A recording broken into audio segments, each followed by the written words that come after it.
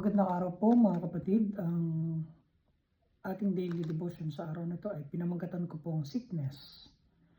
Ang text po ay nagmula sa Psalm chapter 103 verses 1 to 5. Praise the Lord, my soul, all my inmost being, praise His holy name.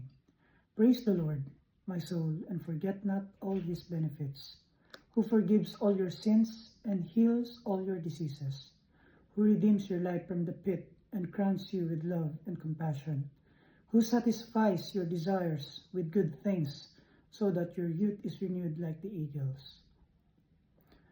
From a little colds to a dreaded news of cancer, sickness often strikes unexpectedly.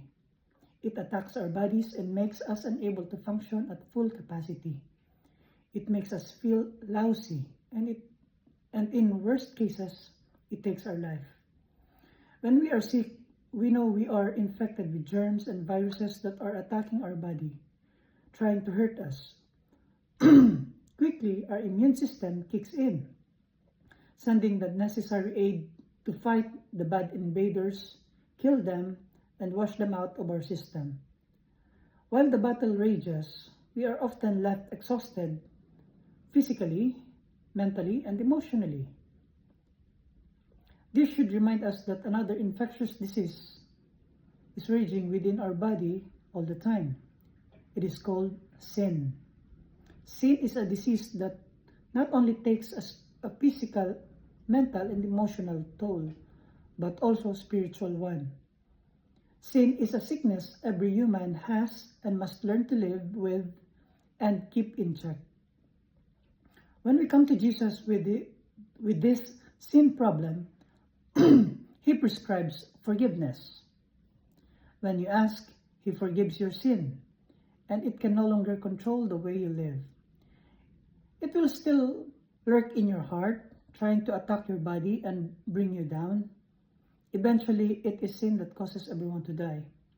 But then a miraculous healing takes place for those who have received the antidote of Jesus' forgiveness. At the moment of death, sin is washed from your body forever. For the rest of eternity, you live in a body that will never again be sick from any physical or spiritual disease. Our job as Christians is to do the best we can to keep sin from infecting us and to serve as nurses for the soul, bringing others to God, the great physician, who has the eternal antidote for any sickness and can ultimately heal it all. Does God care when I am sick? Yes, of course. When Jesus was here on earth, He made a lot of miracles and healed the sick, and even made dead person live again. It's because Jesus is the God of the living. In Matthew chapter 9 verse 35, Jesus went through all the towns and villages, teaching in their synagogues, proclaiming the good news of the kingdom, and healing every disease and sickness. One remarkable account is the healing of a paralyzed man carried by 4 men in Mark chapter 2 verse 5. When Jesus saw their faith, He said to the paralyzed man, "Son, your sins are forgiven."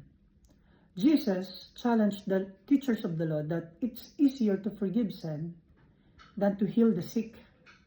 Jesus not only forgives his sins, but also healed the paralyzed man.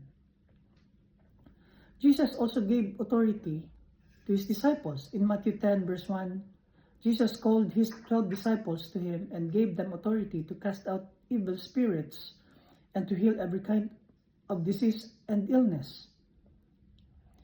Healing through faith in Jesus. In Acts chapter 3 verse 16, through faith in the name of Jesus, this man was healed. And you know how crippled he was before. Faith in Jesus' name has healed him before your very eyes.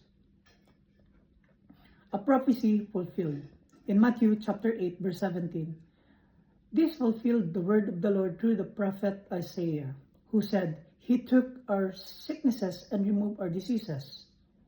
And a prophecy in Revelation 21 verse 4, it says, He will remove all of their sorrows, and there will be no more death or sorrow or crying or pain, for the old world and its evils are gone forever. God has full authority over all sickness, and He cares deeply when you are sick. He has authority and ability to heal whomever He chooses. Eventually, He will remove all sicknesses and suffering from all of His children for eternity. Sometimes He chooses not to heal a person here on earth, even a devout Christian. We do not understand why, but someday we will. Question is, if God doesn't heal you as you expect, will you still trust Him? Many might doubt that God cannot heal, but that's their understanding. God is the same yesterday, today, and forever.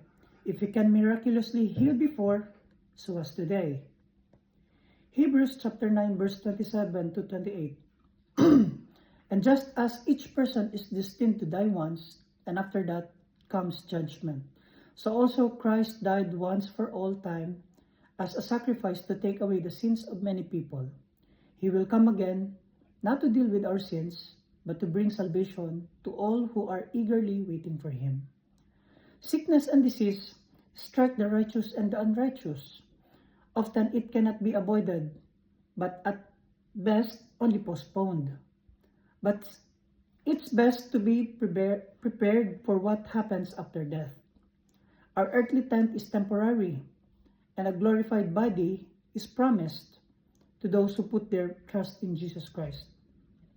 Let us therefore put our faith in Jesus at all times, not just when we encounter sickness.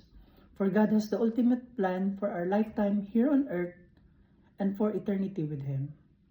Let us pray. Dear Lord Jesus, we praise You, for You are the great healer of our sickness and diseases. And more importantly, You are the one who forgives us from all our sins. Thank You that we can trust You with our life, and Your promises are sure. Amen.